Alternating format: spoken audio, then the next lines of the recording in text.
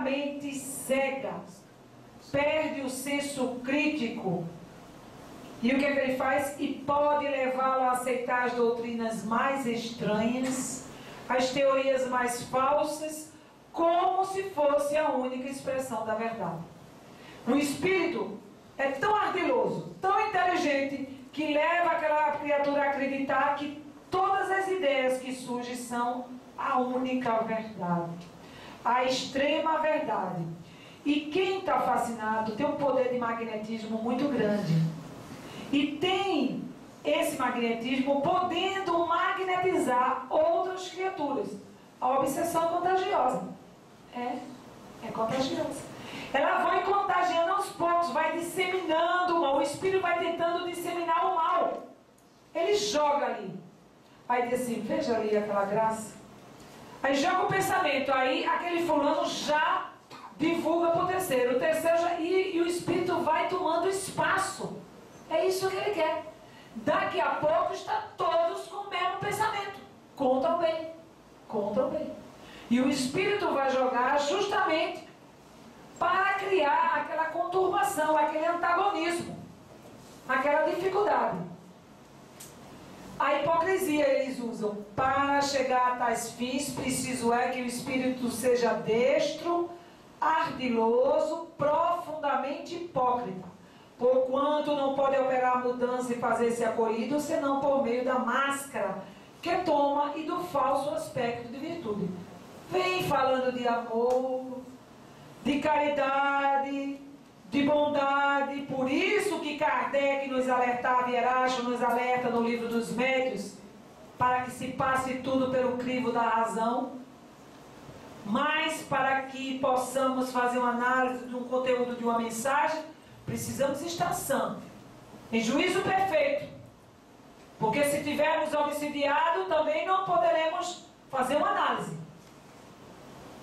Então, quando a gente está numa sala mediúnica, precisamos estar atentos. A mensagem que vem, que conteúdo teve, gente? Tão bela. Você entendeu? Eu não. Tu entendeste? Então não é bela. Os espíritos superiores são claros, objetivos. Eles não entram pela perna de pinto e saem pela perna de pato sem ninguém entender nada. E nem fica a gente meia hora tentando entender o que o espírito colocou ali. Não, você lê a mensagem do início ao fim, compreende perfeitamente. Ele não tem problema de memória. Os espíritos estão com toda a lucidez. Então precisamos passar tudo pelo crivo da razão. Erasto nos diz: melhor rejeitar 10 verdades que aceitar uma única falsidade. Então, nós espirituais que estamos esquecendo disso. Pegamos alguns livros que não vale absolutamente nada.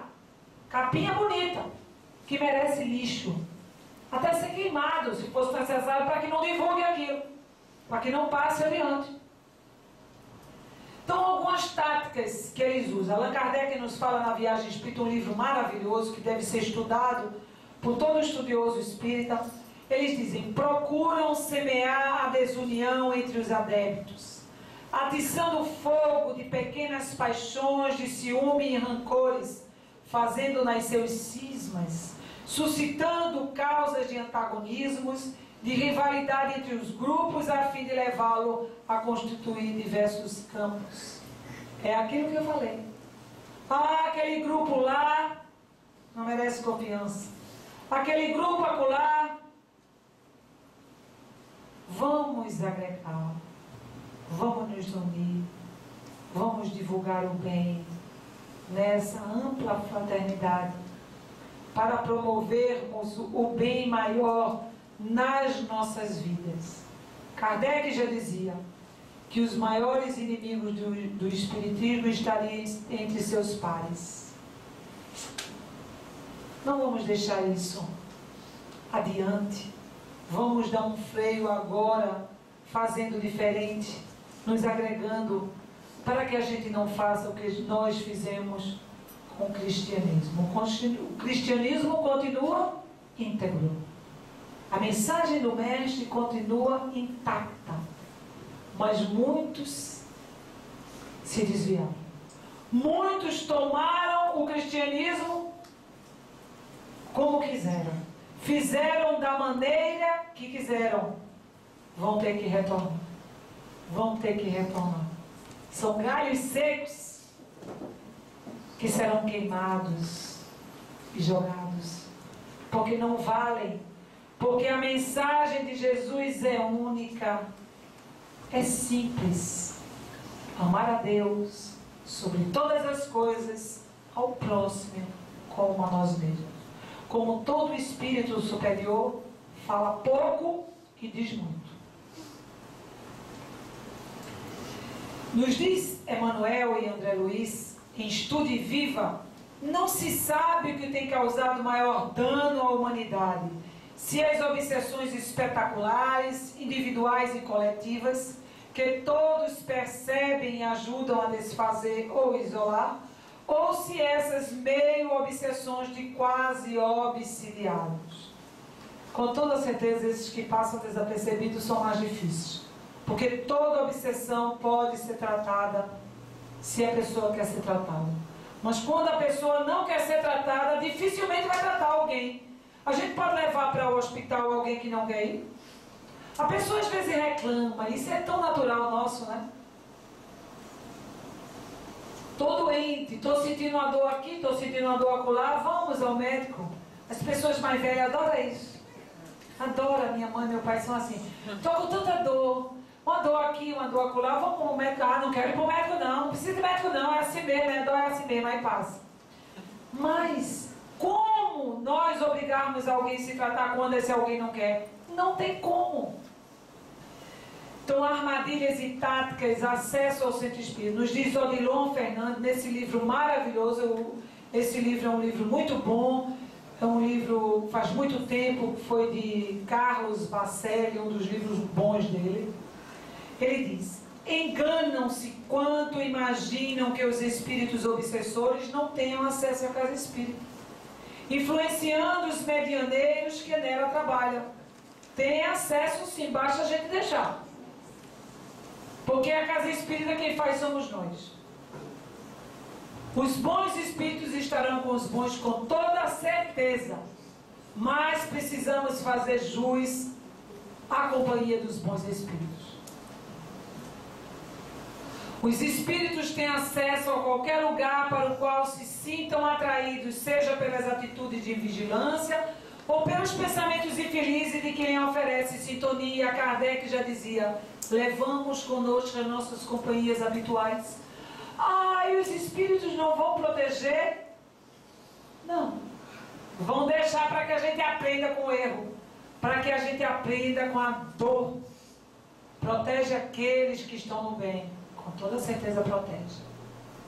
Então, alimentemos nos nossos ambientes espíritas a paz, a alegria santa, o bem-estar, a convivência fraterna e humana, para que tenhamos assim a companhia deles. Um centro espírita pode perfeitamente estar sob a direção espiritual de entidades não evangelizadas, de espíritos que não tenham comprometimento com o Evangelho. Tenho visto isso muito. Tenho ido a muitas casas espíritas e tenho visto isso. Infelizmente a gente tem que falar isso. Porque tem muitos que pensam que estão fazendo bem, mas a direção já está comprometida por um processo de fascinação e todo o grupamento às vezes já está com processo de afetação. Basta você entrar na casa espírita, se você estiver bem, você percebe, e se apercebe, se torna um cego guiando o cego. E nós temos que saber disso. Os espíritos estão nos alertando sobre isso, tentando despertar a nós espíritos. Mas existe, graças a Deus, muitas casas espíritas sob a direção do bem. Graças a Deus. Mas existem muitas sob a direção de espíritos mistificadores, espíritos que trabalham contra o Cristo, que obram com Mamon. Com toda certeza estão acumpliciados com esses encarnados que trabalham pelo seu personalismo, botando-se à frente da doutrina de Jesus. Quando fazemos isso, estamos trabalhando contra a doutrina espírita. Estamos trabalhando contra nós mesmos, porque nós vamos sofrer amargamente as duras quedas, quando encararmos no mundo espiritual e percebermos o estrago que fizemos conosco mesmo. E muitas vezes comprometemos a terceiras pessoas. E isso é muito grave, porque o momento atual não nos pede mais isso. O momento atual é que muitos não habitarão a terra prometida por Jesus. Muitos serão banidos do nosso planeta. Gente, no mundo regenerado não haverá paixões desordenadas, como o orgulho, como o egoísmo, como todas as paixões inferiores. E aí, eu pergunto a cada um de nós, será que nós atingiremos esse mundo? Não terá o egoísmo, não terá o orgulho. Observe o que lhe move a realizar um trabalho espírita, o que lhe move, qual a sua intenção. Tudo se encontra na nossa intenção. Tudo. É pelo bem? É o bem pelo bem ou não? Observe-se. Diríamos mesmo que determinados núcleos espíritas, ou que se rotulem como tais, são verdadeiros quartéis generais de espíritos inimigos da doutrina, entidades pseudo-sábias e sofistas cuja única preocupação é de estabelecer a cisania. Abramos os nossos olhos, convidando os bons amigos a estarem conosco. Eles esperam por nós. Eles estão esperando o nosso despertar. Graças a Deus, muitos, eu tenho certeza aqui, estão com o bem. Estão com os bons amigos espirituais. E nos diz o próprio Odilon Fernandes, ele diz: na casa espírita onde predominem os bons sentimentos de seus frequentadores, o desejo do bem, o estudo da doutrina, os espíritos obsessores não têm acesso. Podem até, como na maioria das vezes acontece, mover uma perseguição externa na tentativa de atingi-la indiretamente, mas não conseguem varar o bloqueio natural que a preserva do assédio direto das trevas. Alívio, né, gente? Onde predomina o bem, eles não entram. Até desejam entrar, mas não conseguem. Não conseguem. Porque os bons não permitem.